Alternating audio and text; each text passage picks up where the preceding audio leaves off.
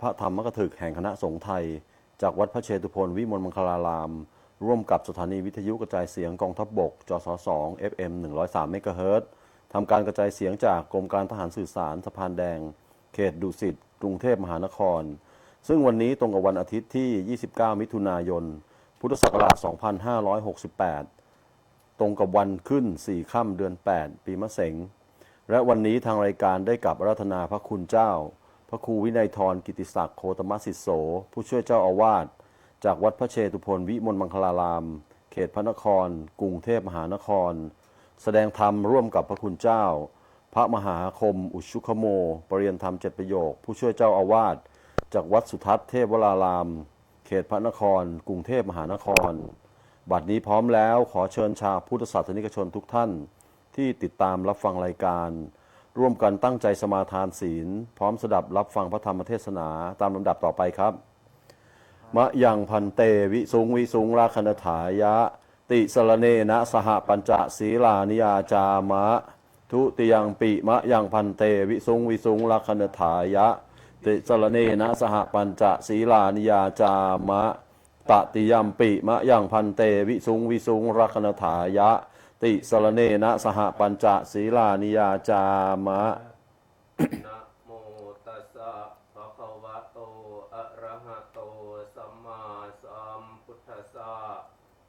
นะโมตัสสะภะคะวะโตอะระหะโตสัมมาสัมพุทธัสสะนะโมตัสสะภะคะวะโตอะระหะโตสัมมาสัมพุทธัสสะนะโมตัสสะภะคะวะโตอะระหะโตสัมมาสัมพุทธัสสะนะโมตัสสะภะคะวะโตอะระหะโตสัมมาสัมพุทธัสสะนะโมตัสสะภะคะวะโตอะระหะโตสัมมาสัมพุทธัสสะ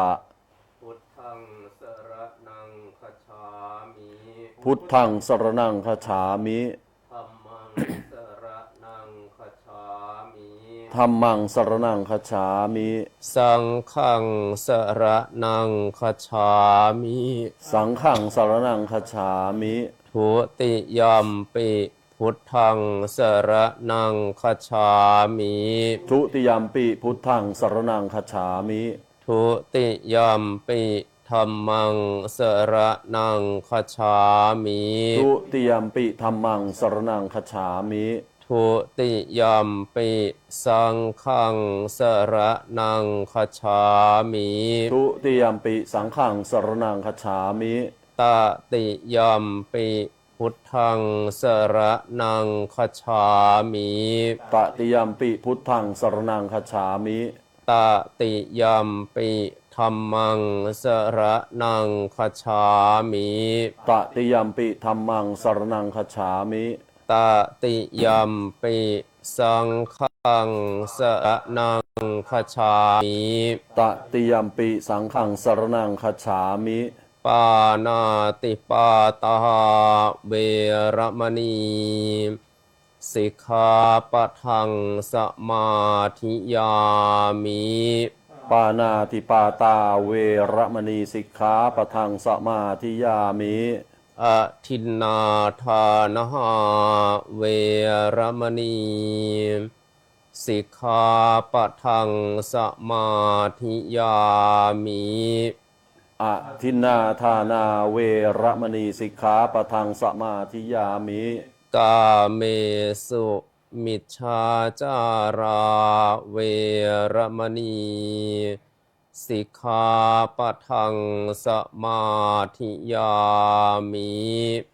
กาเมสุมิจฉาจาราเวรมณีสิกขาปะทังสมาธิยามิมุสาวาทาเวรมณีสิกขาปะทังสมาธิยามิมุสาวาทาเวรมณีสิกขาปะทังสมาธิยามิสุราเมรยะมัชฌะปมาทฐานาเวรมณีสิกขาปะทังสมาธิยามิสุลาเมรยะมัชฌะปมาทฐานาเวรมณีสิกขาปะทังสมาธิยามิ อิมานิปัญจสิกขาปทานิสีเลนะสุขติงยันติ สาธุ สีเลนะโภคสัมปทา สาน ธุ สีเลนะนิพพุติงยันติตัสมาสีลังวิโสทะอิ สาธุพระมาจโลกาธิปติสหัมปติกัดอัญชลีอันทิวรังอยาจทะสันติทะสัตตาประชะชาติกา เทเสตุธรรมังอนุกรรมปิมังปะชัง ตัสสะภะคะวะโตอะระหะโตสัมมาสัมพุทธัสสะนะโมตัสสะภะคะวะโตอะระหะโตสัมมาสัมพุทธัสสะนะโมตัสสะภะคะวะโตอะระหะโตสัมมาสัมพุทธัสสะสุวิชชาโนภวังโหติติณบัดนี้อาตมาภาพทางสองรูป จะได้ช่วยกันประคับประคองฉลองศรัทธาแสดงพระธรรมเทศนาเป็นปุตสะฉาวิสัชนาสองธรรมะถามตอบซึ่งกันและกัน ในทางพุทธศาสนาพระพุทธเจ้ายกย่องพระ และก็ยกย่องผู้ที่นับถือศาสนาพุทธทั้งผู้ชายผู้หญิง ผู้ชายเรียกว่าอุบาสก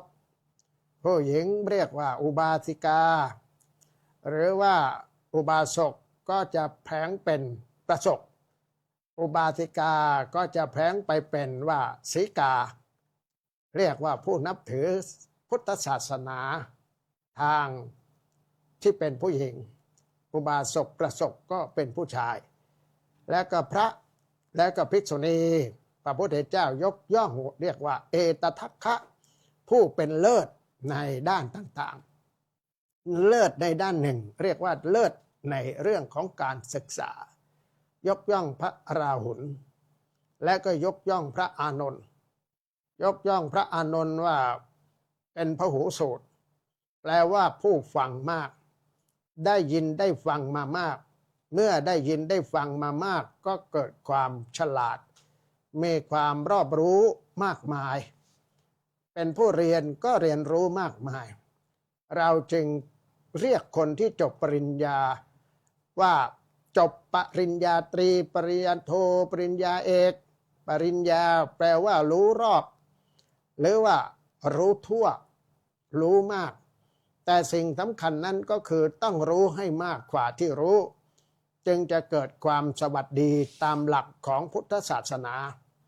เพราะถ้ารู้เท่าที่รู้ในอนาคตการก็จะอยู่ในโลกนี้อย่างยากและก็อยู่อย่างลำบากซึ่งเขาก็บอกว่าทุกวันนี้ไม่ต้องใช้มนุษย์มาทำงานแล้วก็ได้เพราะใช้ AI ใช้ AI คิดบัญชีใช้ AI รับโทรศัพท์ใช้ AI ทำการทำงานในประเภทต่างๆครูที่อยู่อเมริกาเป็นผู้หญิงสอนไปแล้วก็ลาออกจากครูทั้งที่สอนมาเป็นเวลานานรักการเป็นครูรักการสอนแต่ว่ารับไม่ไหวว่าเด็กนักเรียนของเขาทุกวันนี้ไม่ได้ตอบปัญหาไม่ได้ทำการบ้านด้วยสติปัญญาของตัวเองให้แปลภาษาก็ใช้ AI แปล AI ก็แปลได้เคยทดลองเหมือนกัน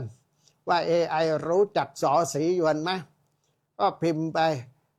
สอสลาจดสอเสือสระอียอยักษ์วอแหวนนอนหนูโอ้โห AI ไปเอามาจากไหนก็ไม่ทราบรู้จักหลวงตาสอสีหยวนอย่างยาวเหยียดแล้วก็ไม่ผิดเลยรู้หมดตรงไหนว่ายังไงตรงไงก็รู้หมดนี่คืออันตรายสำหรับมนุษย์ว่าในอนาคตภายภาคหน้าเราจะหางานทำลำบากเพราะว่าเวลาไปเป็นพนักงานเขาไปเป็นคนงานเขาไปเป็นหน้าที่เขาต้องจ่ายเงินเดือนแพงยิ่งอยู่นานก็ต้องจ่ายแพงขึ้นตำแหน่งก็ต้องจ่ายเพิ่มขึ้นแต่ AI เขาก็ไม่ต้องไปจ่ายอะไรให้ใช้และก็ตรงไปตรงมามีความซื่อสัตย์ ในทางพุทธศาสนาจึงมีคำว่าโยนิโสมนสิการไต่ตรองพิจารณาด้วยเหตุผลให้รอบคอบ ไม่เชื่ออะไรทันทีในสงครามข่าวทั้งหลาย ว่าเป็นอย่างนั้นอย่างนี้ประเทศนั้นว่าอย่างนี้ประเทศนี้ว่าอย่างนั้น แล้วก็เกิดสงครามหลายๆอย่างสงครามทางจิตวิทยาสงครามทางอาวุธ ซึ่งจะอยู่กันยากมากขึ้น ถ้าเราเป็นคนเชื่อง่าย และจากนี้ไปอาตมาภาพทั้งสองรูป จะได้เทศเป็นปุจฉาวิสัชนาการเทศเป็นปุจฉาวิสัชนานั้น จะต้องมีการสมมุติสมัญญาซึ่งกันและกันซะก่อนว่าพระคุณเจ้าธรรมาสโน้นมีหน้าที่นี้พระคุณเจ้าธรรมาสนี้มีหน้าที่นั้น เพื่อสะดวกในการแสดงและการแจ่มแจ้งในการสดับปุระโตธรรมาสเนนิสินนาสัมมนามเยสสมพุทธคุณเจ้าซึ่งสถิตประดิษฐานณเบื้องหน้าของอาตมานี้คือท่านพระมหาคมอุทุกโมปรเรียนธรรม7ประโยคความรู้ถุงเป็นบัณฑิตเป็นมหาบัณฑิตทั้งทางโลกทางธรรมเป็นผู้ช่วยเจ้าอาวาสวัดสุทัศน์เทพวรารามพระอารามหลวงชั้นเอกมีเสาชิงช้าเป็นที่รู้จักกันทั่วบ้านทั่วเมืองท่านเป็นพระสำคัญในวัดสุทัศน์มีบทบาทมากมายดังนั้นเมื่อท่านมีความรู้มีความสามารถก็ให้ท่านยืนหนึ่งเป็นพระปรวาทีปรวาทยาจารย์มีพนักงานในการที่จะวิสัชนาตอบปัญหาอะไรต่างๆสมเมนยเมวาหังอัตตานังสัมมานามิส่วนอัตมาภาพเป็นพระสักวาทยาจารย์มีพนักงานในการที่จะปุจฉาไต่สวนทวนถามสมมติว่าวันนั้นพระสักวาทีนั่งสำราญอิริยาบถอยู่ในกุฏิก็มานึกถึงอัตถธรรมคำสั่งสอนขององค์สมเด็จพระจินวรสัมมาสัมพุทธเจ้ามากมายหลายเรื่องที่ไม่เข้าใจไม่รู้เพราะเรียนมาน้อยก็มานึกว่าโกนุโขใครน้อแลที่จะมาช่วยทำให้เกิดความแจ่มแจ้งในเรื่องนี้ได้นึกถึงท่านปรวาทีท่านพระมหาคมขึ้นมาได้จึงได้ไปสู่สำนักของท่านท่านก็มีอัธยาศัยไมตรีอันดีต้อนรับน้ำร้อนน้ำชาน้ำยาอุทัยเป็นอย่างดีแล้วก็เมื่อท่านให้โอกาสแล้วก็ได้เอื้อนเอ่ยเผยวาจาขึ้นมาว่าสาธุอาวุโสปรวาทาตริยะท่านผู้มีอายุวันนี้ผมมีปัญหาจะมาถามถ้าพระคุณเจ้าไม่มีความหนักใจผมจะถามปัญหาณพระคุณเจ้าข้าอัทโคสกวาทาจริโยระโหคโตสัตถุธรรมังวิจินันโตเตสุธรรมเมสุกังขังอุปัฏฐเปตวาอัตนาวิสัชเชตุงอสักกุนโตเยนะปรวาทาจริโยเตนุปสังกมิอุปสังกมิตวาวันทนังกตวาอัฏฐปัญหังพุทธติติบัดนี้อาตมาภาพผู้ได้รับหน้าที่คำสมมุติ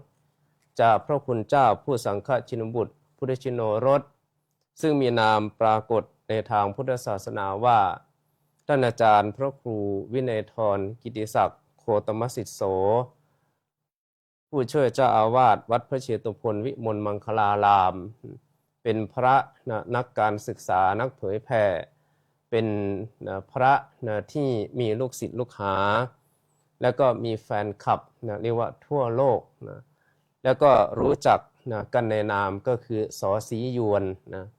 แม้แต่ว่า AI ก็ยังรู้จักท่านนี่ก็คือถือว่ามีชื่อเสียงเป็นอย่างมากซึ่งบัดนี้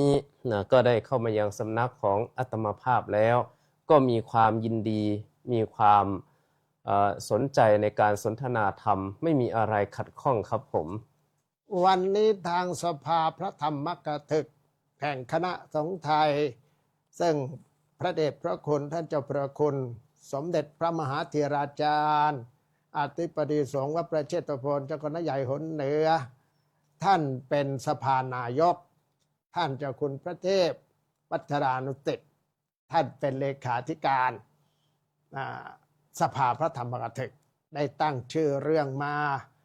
ให้มาคุยกันถึงเรื่องเอตทัคคะครับ พระที่เลิศในด้านอะไรเดี๋ยวเราคุยกัน ครับ วันนี้ท่านให้คุยเรื่องพระพาหิยะทารุอะไรนะ ทารุจิริยะ นั่นแหละเรีย ค ก รับ ยากโยเป็นพระที่ไม่เหมือนใคร เป็นพระที่แปลกกว่าองค์อื่น ครับ ๆนี่คือเป็นพระคือเรียกเป็นพระทั้งที่ยังไม่เคยครองจีวร ครับ นี่มีองค์เดียวเท่านั้นนะครับ แต่จะไม่มีองค์อื่นเอา ครับ เราลองน่าสนใจ ครับผม เป็นยังไงครับ ก็คือว่าก่อนที่จะเข้าเรื่องนะครับ ก็คือจะพูดถึงเรื่องศรัทธาก่อน ศรัทธาคือความเชื่อนะศรัทธาคือความเชื่อความเลื่อมใสมีอยู่ 4 ประการ ประการที่ 1 ก็คือกรรมศรัทธาได้แก่เชื่อเรื่องของกรรม ครับ ในการกระทำไม่ว่าจะทำดีทำชั่ว ประการที่ 2 ก็คือวิปากศรัทธาได้แก่เชื่อนะในเรื่องของผลแห่งกรรมทำดีก็ได้ดีทำชั่วก็ได้ชั่ว ครับ ประการที่ 3 ก็คือกรรมสกตาศรัทธาได้แก่เชื่อว่าสัตว์ทุกผู้ทุกนามมีการกระทำหรือว่ามีกรรมเป็นของตนทำดีก็ได้ดีทำชั่วก็ได้ชั่ว ครับ และประการที่ 4 ก็คือตถาคตโพธิศรัทธาได้แก่เชื่อการตรัสรู้ของพระพุทธเจ้า คือพอเราเชื่อเรื่องกรรมเรื่องนั้นว่าจะเป็นอย่างนั้นเป็นอย่างนี้แต่ทั้งหลาย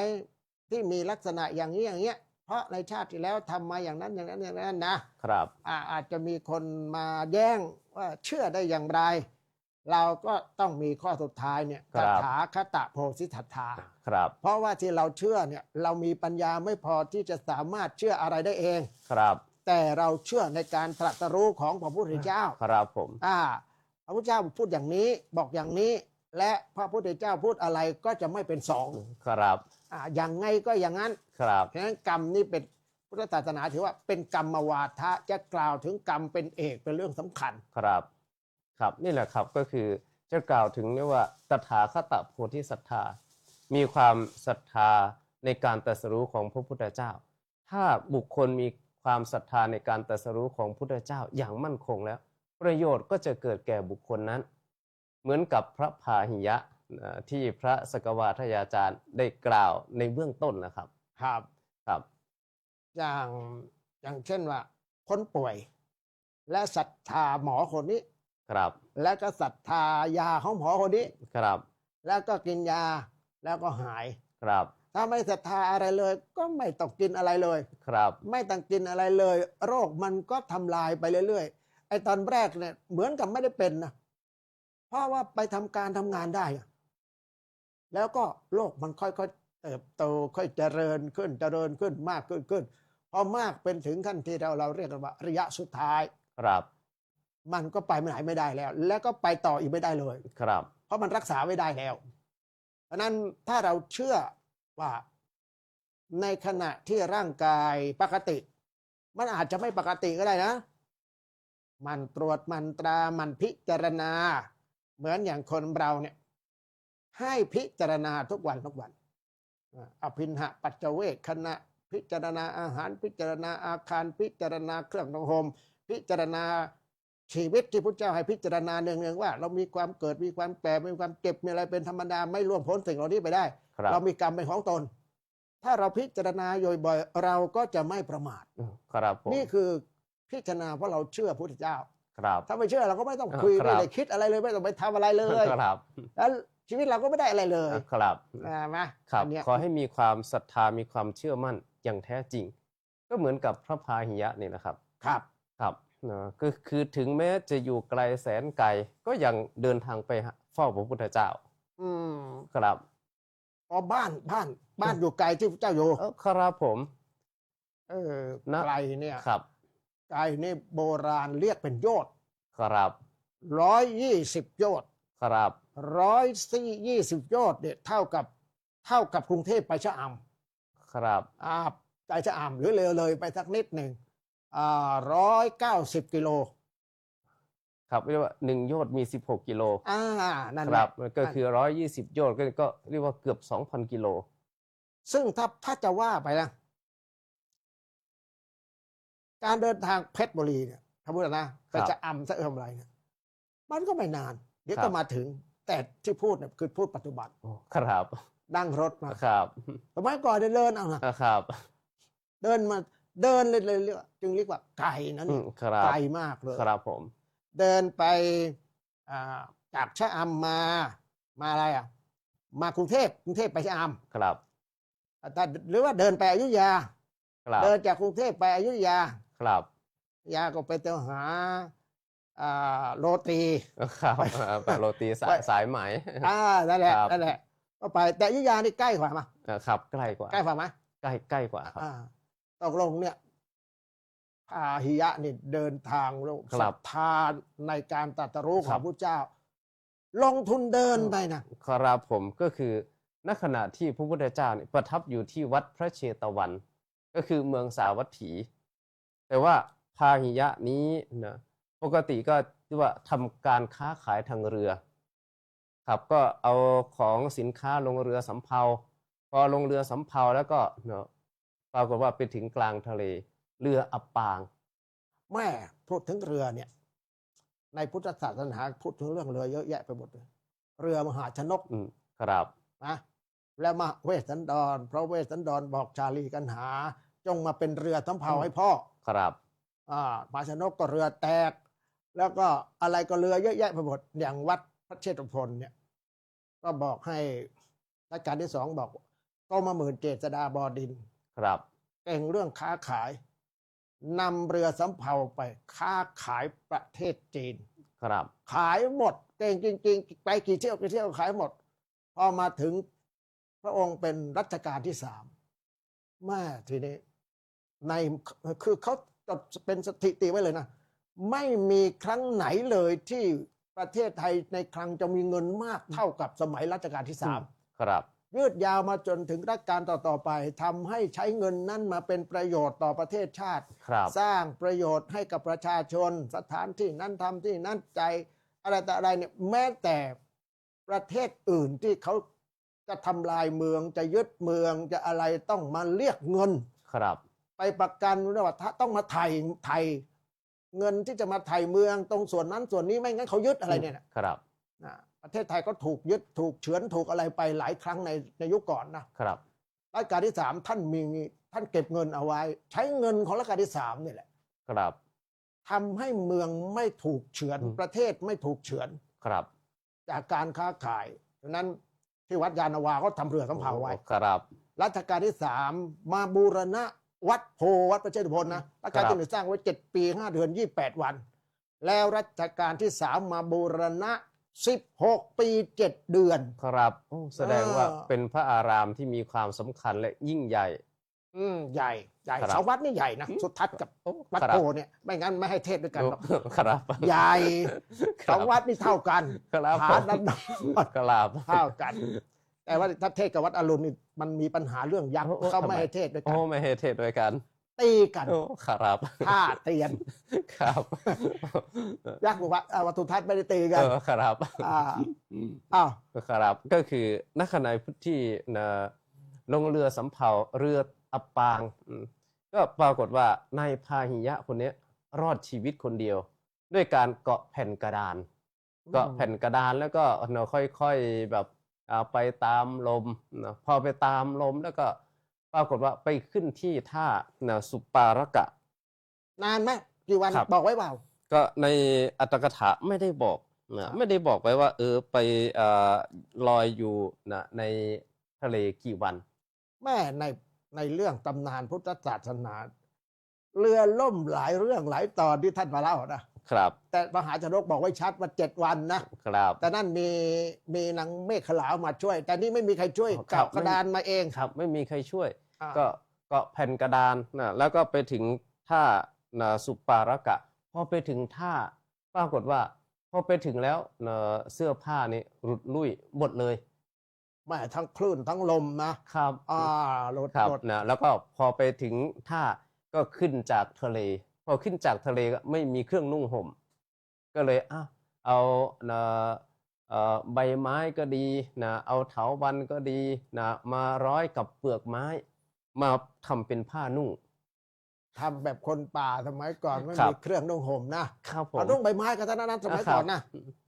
แล้วเรื่องของการที่ไม่ได้นุ่งผ้าเนี่ย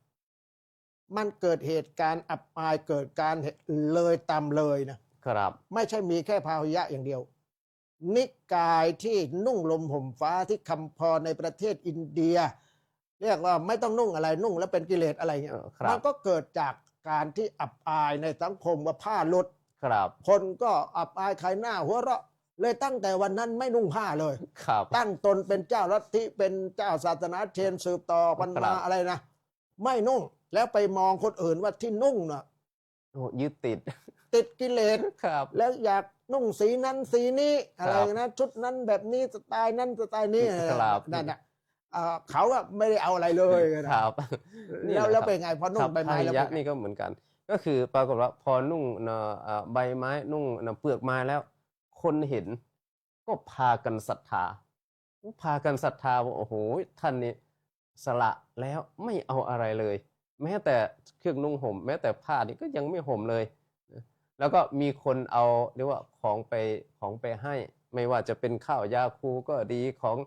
เครื่องไหว้เส้นไหว้ในสมัยนั้นก็เอาไปให้ ที่จริงเขาเอาของมาให้เนี่ย มันมีหลายอย่างนะครับ เพราะนุ่งใบไม้อย่างเนี้ยส่วนหนึ่งก็อาจจะนึกว่าเกิดสติไม่ดี ครับ ใช่ไหม ครับ แต่อีกส่วนหนึ่งที่เอาของมาให้มากมายอย่างเงี้ยเทิดทูนบูชาเนี่ยนึกว่าเป็นอะไร ครับ ครับก็คือพอคนเอาของมาให้แล้วก็คิดว่าโอ้ตัวเองเนี่ยเป็นพระอรหันต์ อ๋อคนไม่ได้คิดแต่ว่าตัวเจ้าตัวคิด ครับผมนะ ม ก็คือคิดว่าตนเองเป็นพระอรหันต์พอคนเอาเครื่องนุ่งห่มมาให้ ไม่นุ่งไม่ห่มแล้วครับ ครับคิดว่าตัวเองเป็นพระอรหันต์คงจะเป็นพระอรหันต์องค์ใดองค์หนึ่งในโลกแน่นอน อ๋อเลยคิดว่าเป็นอรหันต์แล้ว เพ ครั ราะ บ ว่าไม่งั้นคนจะเอาอะไรมาถวายทำไม ครับ เอามาให้ฉันทำไมมากินทำไม ครับ และต่อมาทำเคร่งทำอะไรคนก็เลย โอ้ย นึกว่าเป็นอาหารเลยนะ ครับ ซึ่งตรงนี้แหละมันก็ตรงที่คุยในตอนต้นว่า โยนิโสมนสิการไม่มี สมัยนี้จึงเกิดอะไรมากมาย ครับ เกิดฤาษีบ้างเกิดไปยืนค้าเดียว เกิดอดอาหาร แล้วกลายเป็นดีนะเนี่ยอดอาหารนั่นเนี่ย ครับ บำเพ็ญบารมีบำเพ็ญธรรม หารู้ไหมหาคิดไหมนะอดอาหารนี่พระพุทธเจ้าท่านทำไม่สำเร็จท่านได้เลิก ครับ เลิกมาเสวยอาหารอย่างเก่า พอเสวยอาหารอย่างเก่าก็สำเร็จเป็นพระพุทธเจ้า ครับ แสดงว่าปฏิเสธเรื่องการอดอาหาร แต่มาภายหลังอดอาหารกันมา บอกว่าเนี่ยคือการปฏิบัติธรรม ครับ แหมเข้าใจผิดอะไรกันไปหลายๆอย่าง ครับ อันนี้ก็เหมือนกันใช่ไหม ครับผม ก็ปรากฏว่าเมื่อตัวเองสำคัญว่าเป็นพระอรหันต์ประพฤติปฏิบัติอยู่อย่างนั้น ปรากฏว่ามีเทวดานะอยู่บนสวรรค์ชั้นพรหมโลก ในอดีตชาติเคยหรือว่าเป็นพระภิกษุ ในพุทธศาสนาเคยปฏิบัติธรรมด้วยกัน แต่ว่าเมื่อเวียนว่ายในสังสารวัฏแล้วภิกษุที่เป็นเพื่อนกันก็ไปเกิดเป็นเทวดาอยู่ในชั้นพรหมโลก แล้วก็เห็นว่าพาหิยะทารุจิริยะเนี่ยที่ว่าโอ้ประพฤติผิดทางประพฤติผิดทางก็เลยลงมาเตือนนี่ว่าเทวดามาเตือนพอเทวดาลงมาเตือนก็บอกว่าดูก่อนพาหิยะท่านนั้นไม่ใช่พระอรหันต์เลย การประพฤติปฏิบัติหรือปฏิปทาที่ประพฤติปฏิบัติก็ไม่ใช่ทางของพระอรหันต์เลยโอ้พาหิยะเกิดความสังเวชสลดใจครับ นี่หายากมาก พูดถึงเพื่อน ครับ ถ้าจะพูดถึงเพื่อนก็ อันนี้ไม่ใช่เพื่อนในชาติเดียวกัน ครับ เพื่อนคนละชาติ เพื่อนคนละประเทศ ครับ เป็นเพื่อนแท้ไม่ใช่เพื่อนเทียม ครับ เพื่อนเมื่อทำผิดก็มาแนะนำมาบอกกันนี่เป็นลักษณะที่พุทธเจ้าบอกว่าถ้าหากว่าเพื่อนทำผิด ก็มาแนะนำตักเตือนเพื่อนไม่ให้ผิดจะตกเหวก็คอยดูคอยระวังว่าอย่าตกเหว ครับ ไม่ไปผสมโรงเพื่อนผิดก็เลยผิดด้วย เพื่อนได้ผลประโยชน์ก็เลยได้ผลประโยชน์ด้วย ครับ เลยรักษาผลประโยชน์มากกว่าอะไรที่เป็นของประเทศชาติ ครับ มันก็จะเกิดดราม่าก็มันก็เกิดยุ่งกันใหญ่ ครับ ไอ้นี่ถือว่าเป็นเพื่อนที่ชั้นดีเป็นเพื่อนแท้ แล้วในสมัยก่อนนี่เขาปฏิบัติธรรมเขาปฏิบัติจริงๆนะถึงได้รักกันมาข้ามชาติขนาดเนี้ยคืออย่างพาหิยะเนี่ยตั้งแต่ชาติก่อนแล้วปฏิบัติธรรมะเก่ง ครับ ปฏิบัติคนสมัยก่อนที่รวมหมู่รวมพวกไปปฏิบัติ ถึงขนาดเอาบันไดสูงนะครับ ไปปีนเขาแล้วก็ปีนขึ้นไปแล้วผลักบันได ครับ ทิ้ง เรียกว่าไม่ให้มีทางลงเลย ไม่ลงแล้ว ครับ เหมือนอย่างพระเจ้าตากสินนะครับ ทุบหม้อข้าวหมด ถ้าไม่ชนะไม่กินกันละ ครับ ก็ต้องให้ชนะทหารก็ฮึกเหิมมา ครับ นี่ก็ปฏิบัติสามารถทำลายกิเลสได้แล้วก็ค่อยลงมา ครับ เพราะเป็นอรหันต์แล้วลงง่ายนะครับ ไม่ได้เป็นอรหันต์ลงยากก็ขึ้นไปได้สำเร็จหลายมากมาย คนที่ไม่สำเร็จอรหันต์สำเร็จถึงขั้นอนาคาเนี่ยไปเกิดสูงกว่าชั้นสวรรค์ธรรมดา ไปเกิดชั้นพรหม ครับ พายะเนี่ยก็ยังไม่ได้อะไรมาก ก็มาเกิดเป็นมนุษย์ แล้วอาจจะอะไรที่มันไอความคิดหรืออะไรที่มันอยู่ในจิตใจเนี่ยชาติที่แล้วเนี่ยเคยปฏิบัติธรรม ครับ เลยทำให้ตัวเองรู้สึกเหมือนเป็นอรหันต์หรือสำเร็จแล้ว ครับ แต่เพื่อนของพายะเนี่ยดีกว่า เพราะไปได้สำเร็จถึงขั้นใกล้อรหันต์ ครับ ใกล้อรหัตแล้วก็ได้ไปเกิดในชั้นพรหม ครับ แล้วกลายเป็นว่าเป็นเพื่อนที่ดีคอยสอดส่องว่าเพื่อนฉันไปเกิดที่ไหน แล้วก็เลยมาเจอมาเตือนนี่ไหม ครับ แล้วไปไง ครับพอมาเตือนแล้วโอ้พาหิยะก็ถามว่าโอ้เราไม่เป็นพระอรหันต์แล้วถามต่อ บัดนี้มีพระอรหันต์เกิดขึ้นในโลกไหม เทวดาก็บอกโอ้บอกมีอ้าวแล้วพระอรหันต์องค์นั้นอยู่ที่ไหน อยู่ที่เมืองสาวัตถี วัดพระเชตวัน อ๋อครับ อ้าวแล้วนะอย่างนั้นเราจะเดินทางไปวัดพระเชตวันครับเนาะก็ปรากฏว่าเทวดาลงมาเตือนตอนตอนเย็น ครับ เมื่อเทวดาลงมาเตือนตอนเย็นแล้วก็ระยะทางจากท่าสุปารกะถึงวัดพระเชตวันเมืองสาวัตถีประมาณ120 โยชน์ครับก็คือว่าพอได้ฟังว่าพระพุทธเจ้าเนี่ยเกิดขึ้นในโลกประทับอยู่ที่วัดพระเชตวันโอ้โหว่ามีความศรัทธาเรียกว่าตถาคตโพธิศรัทธาเลยครับ ครับเมื่อมีความศรัทธาแล้วก็จะเดินทางไปในอัตถกถาบอกว่าเดินทางไปเพียงราตรีเดียวเท่านั้น พัทเทกรัตโต ครับก็คือเดินทางไปเลยนี่ว่าราตรีเดียวเท่านั้นนะหรือว่าราตรีเดียวเจริญนะครับก็ปรากฏว่าเดินทางไปราตรีเดียวอัตถกถาบอกว่าเดินทางไปด้วยฤทธิ์ของเทวดาครับ คือมีตัวช่วยคนดีเนี่ย ครับ ตัวช่วยตลอดอย่างทางไกลก็ลัด เรียกว่าลดย่นระยะทาง ย่นระยะทางหลายที่หลายแห่งเลยด้วยกัน มีหลายเรื่องหลายตอนนะที่เทวดามาช่วยเทวดามาเป็นตัวช่วยอยู่ ไม่งั้นก็มันก็จะช้าไป ครับ นั่นก็เหมือนกันในเรื่องอะไรก็เขาก็เลยอ้างอิงศาสนานะที่พระอาจเคยอ่อนแต่ก่อนมาแข็งกระด้างดังศิลาประหลาดใจคงจะเกิดเหตุมั่นแม่นในแดนดิน ครับ อมรินทร์เร่งคิดสงสัยสอดส่องทิพเนตรด้วยเหตุภัย แจ้งใจในนางรจนาเนี่ยสมัยก่อนนี่พระอินทร์มาช่วยเทวดามาช่วยกันประจำนะคนดีอ่ะ ครับ สมัยนี้ไม่ค่อยมีไม่ค่อยมากัน ครับ หายไปไหนไม่รู้ ครับ หรือไม่มีใครดีไม่รู้ ครับก็ครับก็ปรากฏว่าเดินทางไปเรียกว่าราตรีเดียวเรียกว่าโดยฤทธิ์ของเทวดาช่วย ก็รุ่งเช้าก็เดินทางไปที่วัดพระเชตวันเลยพอเดินทางไปที่วัดพระเชตวันก็ไปวัดก็ไปเจอพระภิกษุก็เลยถามว่าบัดนี้พระพุทธเจ้าอยู่ที่ไหนพระภิกษุก็บอกโอ้โหตอนนี้พระพุทธเจ้า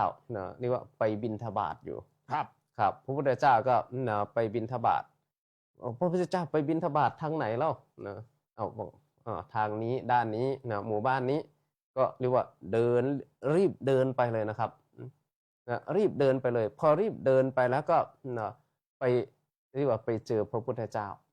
พอไปเฝ้าพระพุทธเจ้าแล้วก็โอ้โหเข้าไปเฝ้าพระพุทธเจ้าเลยแล้วก็ทูลให้พระพุทธเจ้าว่าขอพระพุทธเจ้านี้แสดงธรรมให้ข้าพระพุทธเจ้าได้ฟังด้วยขณะบิณฑบาตเลยครับผม เนี่ยเป็นที่มาทางบ้านผมจะเรียกพระบิณฑบาตแปลกกว่าที่อื่นที่อื่นก็เรียกบิณฑบาตไปแล้วไปแต่บ้านผมนะจะเรียกว่าพระไปโปรดครับคำว่าไปโปรดเนี่ยอาจจะอิงพระพุทธเจ้าครับพระเจ้าไปบิณฑบาตคือไปโปรดสัตว์ครับคือบิณฑบาตแล้วยังไม่กลับวัดไปตามหาคนที่อยู่ในข่ายพระยานว่าจะเทศให้ฟังครับเทศแล้วหมดคนที่ไปแล้วเนี่ย ก็ถึงจะได้กลับวัดนะแต่เย็นเลยนะครับ คล้ายๆเอาบินเช้ากับเย็น ครับ ไปโปรดสัตว์ด้วยไปโปรดคนด้วยสัมภสัตว์ทั้งหลายคนทั้งหลายนะอันนี้ก็บิณฑบาตอยู่ ครับ พุทธเจ้าบอกว่าไม่ใช่เวลาเทศน์นี่ ครับไม่ใช่เวลาเทศน์นะก็ทูลพระพุทธเจ้าอีกโอ้ขอให้พระองค์เนี่ยแสดงธรรมโปรดเถอะเพราะข้าพระพุทธเจ้าไม่รู้ว่าจะมีอันตรายอะไรแก่พระพุทธเจ้า หรือจะมีอันตรายอะไรต่อข้าพระพุทธเจ้า แม่นี่เดินทางมาไกลด้วย แล้วก็ไม่ไว้ใจในชีวิต ครับ ต้องถือว่าเป็นคนดีใช้ได้เลยนะไม่ประมาทในชีวิต เพราะคนเราเนี่ยที่บอกที่เขาพูดกันบ่อยๆนะพูดได้ดีพูดไปเพราะพูดได้คมคายว่า ไม่รู้ว่าพรุ่งนี้จะมีหรือเปล่า ครับ นี่คมนะ นะครับ อัจเชวกิจมาตับปังโกธัญญามรณังสเวนี่ ครับ ถ้าแปลแบบนี้ได้เลยว่า อาจจะไม่มีพรุ่งนี้ ครับ แล้วไม่รู้ว่าพรุ่งนี้มีหรือเปล่า ครับ ทำให้ยังหายใจได้อยู่ทำทันทีทำ ครับ เดี๋ยวนี้เลย ครับ ก็เลยไปตื้อเลย ครับ เทศเลย ครับ หายากนะคน ครับ ตื้อให้เทศเนี่ย ครับ อ่า ครับหายากนะครับ ก็ปรากฏว่าพระพุทธเจ้าก็ทรงปฏิเสธไม่ว่าปฏิเสธครั้งที่หนึ่งครั้งที่สองทำไมพุทธเจ้าจึงปฏิเสธ ก็เพราะว่าถ้าจะแสดงธรรมให้ฟังตอนนั้นพูดให้ฟังตอนนั้นพาหิยะก็คงจะไม่ได้บรรลุธรรมก็ที่ว่าจิตยังไม่มั่นคงจิตยังหวั่นไหวอยู่ เพราะว่ามาถึงแล้วให้พระพุทธเจ้าเทศก็คงจะไม่ได้มีสติกำหนดพิจารณาพระธรรมของพระพุทธเจ้า พระพุทธเจ้าก็เลยห้ามถึงครั้งที่สามครับพอถึงครั้งที่สามพระพุทธเจ้าก็ตรัสตัดเพียงแค่ตัดว่าพาหิยะเพราะเหตุนั้นเธอพึงศึกษาในศาสนานี้อย่างนี้ว่าเมื่อรูปเราได้เห็นแล้วรูปจักเป็นเพียงเราเห็นตัดเพียงแค่นี้ครับเรียกว่าตัดนิดเดียวนะครับพอตัดนิดเดียวปรากฏว่าพาหิยะได้ฟังแล้วก็สำเร็จเป็นพระอรหันต์ คือสอนเรื่องอายตนะครับ คือสอนเรื่องตา สอนเรื่องหูเรื่องอะไรต่างๆเนี่ยถ้าเห็นก็ให้สักแต่ว่าเห็น ครับ ถ้าได้ยินก็ให้สักแต่ว่าได้ยิน ครับ ไม่เอาใจไปยึดมั่นถือมั่นเหมือนอย่างคนที่มีปัญหากุ้มมีคนเครียดมีอะไร ค เนี่ รั ย บ เพราะได้ยินไม่สักแต่ว่าได้ยินแล้วมันแค้นกลายเป็นเจ้ากรรมนายเวรเพราะมันด่ามันนินทามัน ครับ ด้อยค่ามันบูลลี่เรา ครับ เครียดแค้นนะอันนี้ก็เลยสามารถที่เอาจิตเอาใจไว้ที่ใจไม่ไปจับไว้ที่เขาว่าเราอย่างนี้เขาด่าเราอย่างนี้เขาดินทาเราอย่างนี้ มันก็ว้าวุ่น ครับ แล้วก็ทำให้เกิดเจ็บอกเจ็บใจ ไม่สามารถตัดอะไรได้เลย ครับ แต่เนี่ยได้ฟังพระพุทธเจ้าสอนเรื่องอายตนะเรื่องนี้แล้ว แม่ได้ดวงตาเห็นธรรมได้เป็นอรหันต์เล ได้ ย เป็นพระอรหันต์ เป็นขั้นเป็นตอนไปเลยตอนแรก ครับ วาบขึ้นมาใช่ไหม ครับ แล้วก็แบบวาบไม่ธรรมดา ครับ วาบธรรมดานี่แค่ดวงตาเห็นธรรมเป็นโสดาบัน ครับ นี่วาบมากสว่างมาก ครับ สำเร็จอรหันต์เลยใช่ไหม ครับ ยังไม่ได้เป็นพระ ครับยังไม่ได้เป็นพระ เนี่ยมีคนชอบพูดออกมา แล้วก็เหมือนกับรู้ดีแหละคารวะเขารู้ทำได้ไม่ต้องไปบวชหรอกก็เลย ครั พา บ กันว่าไม่ต้องบวชก็ได้ ครับ คือไม่ใช่เพิ่งเกิดมานานแล้ว ครับ ที่ไม่ได้เป็นพระแล้วสำเร็จอรหันต์เนี่ย ครับ แต่สำเร็จอรหันต์แล้วไม่บวชพระไม่ได้ ครับหรือว่าต้องนิพพานภายใน7 วันแน่นอน ใช่เนี่ยสำคัญตรงเนี้ยแต่ทำให้รู้ว่าเนี่ยไม่ได้บวชพระ ครับ ก็สามารถสำเร็จอรหันต์ได้ นี่นะเพราะความรีบนะเนี่ย ครับ ถ้าไม่รีบนี่อาจจะมีอะไรเกิดขึ้น ครับ เพราะชีวิตท่านนี่สั้นนะครับ มันอย่างลูกศิษย์เนี่ยบอกวันศุกร์ว่าจะมีเทศน์วันอาทิตย์ที่วิทยุนะครับเขาบอกว่าเทศน์วันศุกร์ได้ไหม นะครับ เทศน์วันศุกร์อะไรเขาไม่ถ่ายทอด WBG ทีวีพุทธศาสนาโลกมุสลิม ครับ เขาไม่ได้มา ครับ ใช่ไหม ครับ จะฟังตั้งแต่วันศุกร์ ครับเรียกว่าอยู่บนความไม่ประมาท อ้าวเป็น ครับก็ปรากฏว่าพอสำเร็จเป็นพระอรหันต์แล้ว อยากจะบวชครับ ครับ ครับ เพราะว่าเพศของคารวะนี่ไม่สามารถที่จะทรงความเป็นพระอรหันต์ได้ ครับ ครับ เมื่ออยากจะบวชก็ทูลขอบวชกับพระพุทธเจ้า พระพุทธเจ้าทรงพิจารณาแล้วโอ้ถึงแม้บวชให้ ก็ไม่มีเครื่องบริขารที่จะบวชเพราะว่านะ ไม่มีเสาชิงช้า โอ้ ร้าน ยังไง สัง ค ฆ รับ พันธ์เสาชิงช้ายังไม่มาตั้ง ครับนะ อ่า ก็คือไม่มีบริขาร เพราะว่าไม่เคยทำบุญเกี่ยวกับบริขารเลย ไม่เคยถวายจีวรพระ ครับไม่เคยถวายบาตรไม่เคยถวายจีวรไม่เคยถวายไม่เคยไปงานบวชอนุโมทนาบุญกุศลอะไรเลย เลยให้ไปหาใช่ไหม ครับครับก็ให้ไปหาพอ ปรากฏว่า พอให้ไปหา ว่าดูก่อนพาหิยะ เธอจงไปแสวงหาบริขาร เพื่อที่จะมาบวชพาหิยะก็เลยเรียกว่าเดินไปหาเครื่องบริขาร ก็ปรากฏว่าเดินไปก็ถูกเนี่ยนางยักษินีซึ่งมาในรูปของโคแม่ลูกอ่อนเรียกว่าควิดตาย แม่ได้ไหม คนเราเนี่ยจะรู้หรือเปล่าเราวันพรุ่งนี้จะมี ครับ นี่วันพรุ่งนี้ของพายะไม่มี ครับ ท่านเป็นอรหันต์แล้วท่านไม่มีพรุ่งนี้ แต่ว่าท่านฉลาด ท่านมีปัญญา ท่านไม่ผัดวันประกันพรุ่ง ครับ ขอฟังเทศโดยเร็ว และสำเร็จโดยเร็ว กลายเป็นขิปาพิญญาที่รู้หรือตรัสรู้เร็วพลัน ครับ ใช่ไหมได้รับการยกย่องจากพระเจ้าใช่ไหม ครับ แล้วอีก2 นาที ครับ นิมนต์พระลูก ครับผมสำหรับพระธรรมเทศนาที่อาตมาภาพทั้งสองรูปได้แสดงมานั้น ก็เกี่ยวกับเรื่องของพระพาหิยะ ซึ่งพระพาหิยะนั้นท่านได้ตรัสรู้ณขณะที่ยังเป็นเครือขัดแล้วก็ได้ฟังพระธรรมเทศนาจากองค์สมเด็จพระสัมมาสัมพุทธเจ้า เพียงแค่นิดเดียว ก็มากำหนดพิจารณาเราท่านทั้งหลายบัดนี้ได้มีโอกาสฟังพระธรรมเทศนาที่องค์สมเด็จพระสัมมาสัมพุทธเจ้าได้ตรัสไว้ เป็นบาทพระคาถาในแต่ละบทแต่ละบท แล้วพระภิกษุสามเณรได้ศึกษาเล่าเรียนนำมาอธิบายตามภาษาของตน แสดงว่าเราได้ฟังการอธิบายมากกว่าพระพาหิยะ เมื่อเราฟังแล้วก็กำหนดพิจารณาว่าชีวิตของเรานั้นไม่แน่ไม่นอนชีวิตของเราไม่รู้ว่าจะมีพรุ่งนี้หรือไม่ เมื่อเรากำหนดพิจารณาดังนี้แล้วก็ขอให้มีความไม่ประมาทในการดำเนินชีวิต มีการประพฤติปฏิบัติธรรม มีสติกำหนดทุกลมหายใจ เมื่อสติกำหนดทุกลมหายใจแล้วก็จะทำให้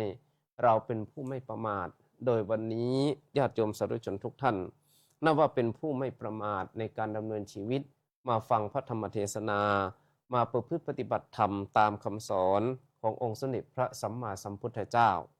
เทศนาปริโยสาเนท้ายที่สุดแห่งการแสดงพระธรรมเทศนาสัพพพุทธานุภาเวนะด้วยอานุภาพของพระพุทธเจ้าทั้งปวงสัพพธรรมานุภาเวนะด้วยอานุภาพของพระธรรมทั้งปวงสัพพสังฆานุภาเวนะด้วยอานุภาพของพระสงฆ์ทั้งปวง